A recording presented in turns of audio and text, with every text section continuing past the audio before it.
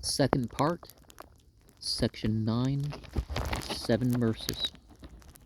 Revelation given to Joseph Smith Jr. and Oliver Cowdery, July 1830.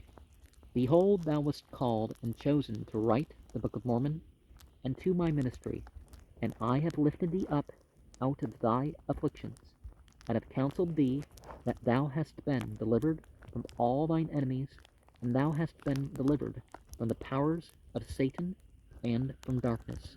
Nevertheless, thou art not excusable in thy transgressions. Nevertheless, go thy way, and sin no more.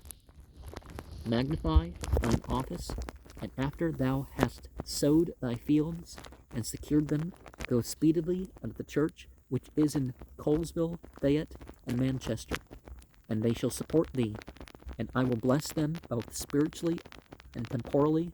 But if they receive thee not, I will send upon them a cursing instead of a blessing. And thou shalt continue in calling upon God in my name, and writing the things which shall be given thee by the Comforter, and expounding all scriptures unto the church, and it shall be given thee in the very moment what thou shalt speak and write, and they shall hear it. Or I will send unto them a cursing instead of a blessing.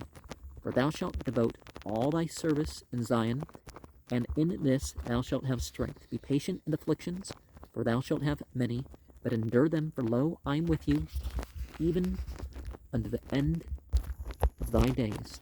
And in temporal labors thou shalt not have strength, for this is not thy calling.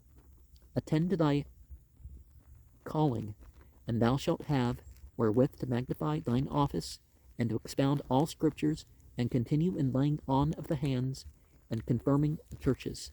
And thy brother Oliver shall continue in bearing my name before the world, and also to the church.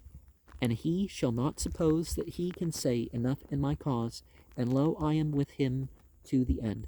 In me he shall have glory, and not of himself, whether in weakness or in strength, whether in bonds or free, and at all times and in all places he shall open his mouth and declare my gospel as with the voice of a trump, both day and night. And I will give unto him strength such as is not known among men. Require not miracles, except I shall command you, except casting out devils, healing the sick, and against poisonous serpents, and against deadly poisons. And these things ye shall not do, except it be required of you by them who desire it, that the scriptures might be fulfilled. For ye shall do according to that which is written. And in whatsoever place ye shall enter, and they receive you not in my name, ye shall leave a cursing instead of a blessing, by casting off the dust of your feet against them as a testimony, and cleansing your feet by the wayside. And it shall come to pass that whosoever shall lay their hands upon you by violence shall command to be smitten in my name, and behold, I will smite them according to your words in mine own due time. And whosoever shall go to law with thee shall be cursed by the law. And thou shalt take no purse nor scrip, neither staves, neither two coats.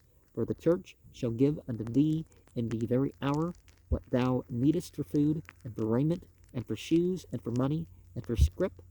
For thou art called to prune thy vineyard with a mighty pruning, yea, even for the last time, yea, and also all those whom thou hast ordained, and they shall do even according to this pattern. Amen. And going back to verse 3, that's sort of a cause for my channel, right? If I don't know an answer, I'm going to try to find it. I'm going to search sources and try to, whatever, not just speak however I merely feel. And whatever means we have, whatever abilities we have, this is for our calling. So that's not according to our desires. Of course, we can work towards certain abilities, and we may not know what these abilities are until we start in that direction, right? And perhaps the greater miracle would be the revelation and the inspiration itself, what remains of that for the people who